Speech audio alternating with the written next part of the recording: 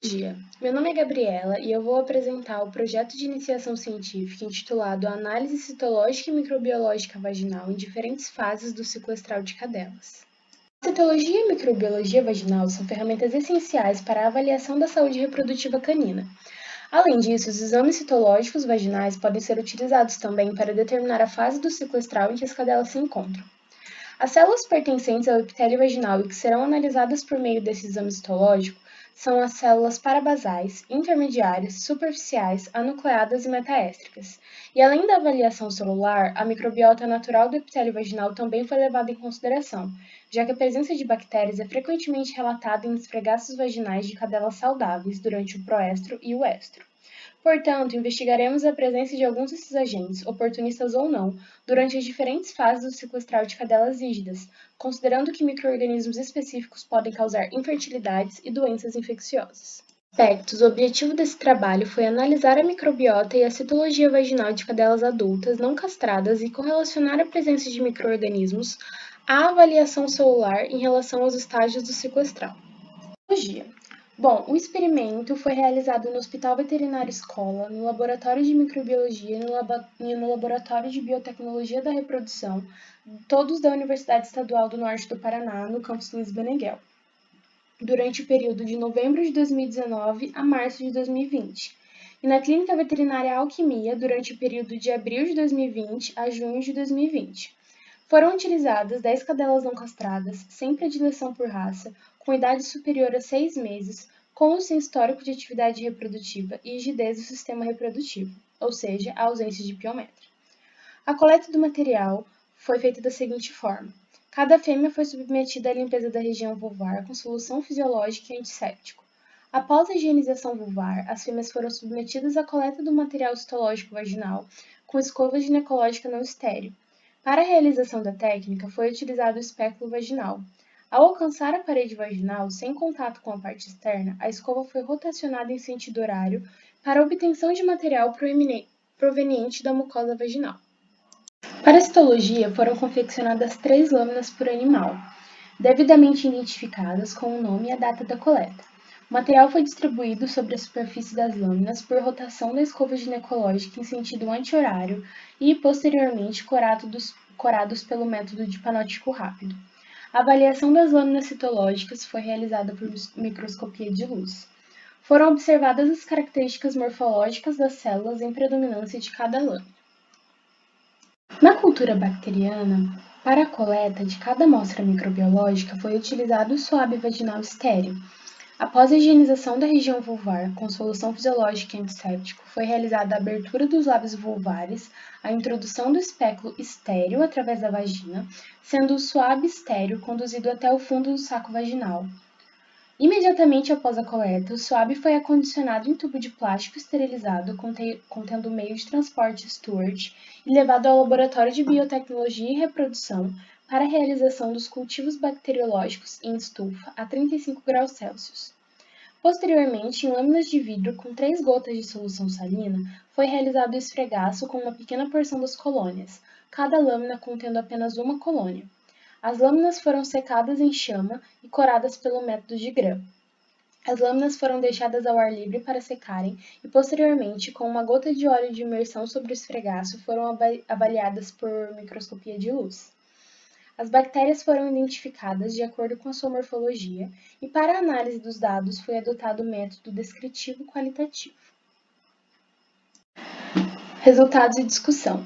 Todas as cadelas submetidas ao presente trabalho apresentavam rigidez do sistema reprodutor, como já foi dito, e tinham idades entre 3 e 8 anos. Seus parâmetros físicos foram avaliados e se apresentavam sem qualquer alteração em todos os animais.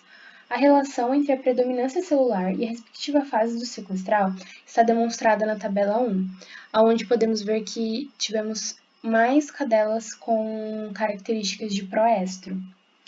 No proestro, foram observados também numerosos eritrócitos na lâmina, o que vai concordar com Ben de Arguero, de 2001, o que relatou que quando a cadela está em ação estrogênica no endométrio, há diapedese de eritrócitos para o epitélio vaginal devido ao aumento da vascularização.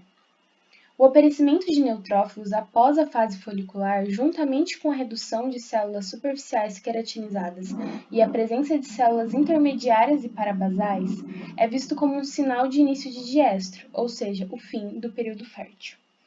Na fase de diestro, foram observadas algumas células metaéstricas e um grande número de neutrófilos e eritrócitos.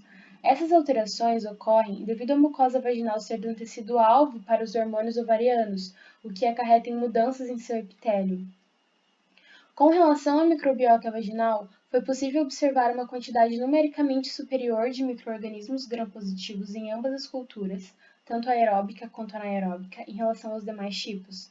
A morfologia de bactérias, cocos e bacilos foi semelhante em valores absolutos na contagem geral. A prevalência em números absolutos obtidos nas culturas aeróbicas e anaeróbicas está descrita na tabela 2. Como dito, aqui na tabela 2, temos os números absolutos obtidos nas culturas aeróbicas e anaeróbicas, que serão aqui no caso os cocos e os bacilos gram-positivos em maior número, aparecendo em evidência. Em relação ainda à tabela 2, foi observado o crescimento apenas de uma colônia de cocos gram-negativo e nenhum crescimento de bacilo gram-negativo.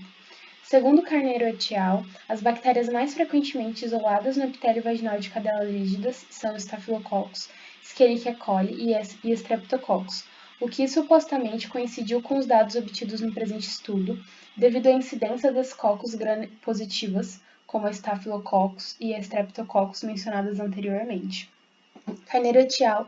Também demonstraram resultados microbiológicos muito semelhantes encontrados no epitélio vaginal de cadelas rígidas e também no epitélio vaginal de cadelas com piometra, o que significa que nem sempre as bactérias presentes são responsáveis pela patogenia da doença.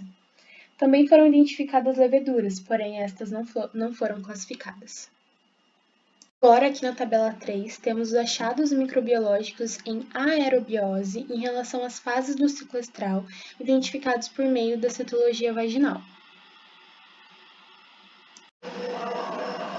Então, aqui temos a tabela 4, que vai indicar os achados microbiológicos em anaerobiose em relação às fases do ciclo estral, identificados por meio da citologia vaginal. E de acordo com o observado tanto na tabela 3 quanto na tabela 4, há uma maior prevalência de colônias em fases de proestro, quando comparadas a outras fases do ciclo estral. Tais resultados coincidem com o estudo de Noguchi et al., que indicam que o número e a prevalência da flora vaginal são influenciados pelo ciclo estral. Foi presumido que a secreção de glândulas no colo do útero serviria como meio de cultura e induziria a proliferação da flora vaginal, uma vez que a concentração de muco na vagina difere durante as fases do ciclo estral, sendo na fase de proestro onde observamos uma maior atividade dessas glândulas. Conclusões. A citologia vaginal é um meio rápido, fácil, não invasivo, indolor e de baixo custo para detectar a fase estral do animal, já que a morfologia das células apresentaram uma relação direta com as diferentes fases do ciclo estral das cadelas. Além disso, é um meio útil para diagnosticar e auxiliar no tratamento de doenças reprodutivas.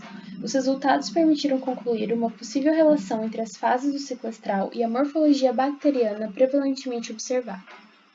Agradecimentos. Agradeço à minha orientadora e aos demais colaboradores, coautores, por todo o auxílio na execução do projeto. À Fundação Araucária, agradeço pelo fornecimento da bolsa e pela oportunidade de pesquisa.